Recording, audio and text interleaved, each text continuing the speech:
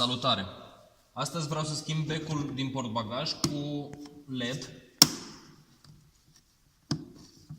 Este foarte simplu, trebuie să băgați aici o șurubelniță sau ceva și se scoate.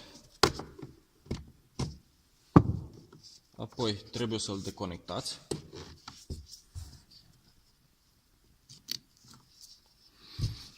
Acum trebuie să-l împingeți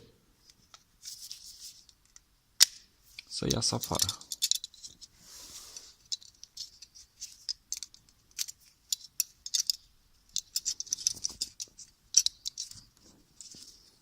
A rămas blocat.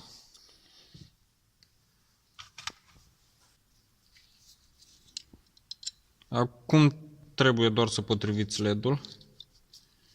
Am să încerc să-l pun drept.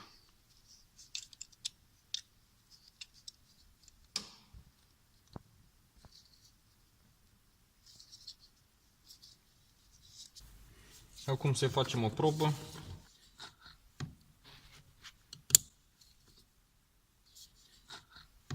Și înapoi e foarte simplu de pus. Doar băgați aici prima dată, îl împingeți și apoi împingeți din partea cealaltă. Și atât. Mulțumesc de vizionare!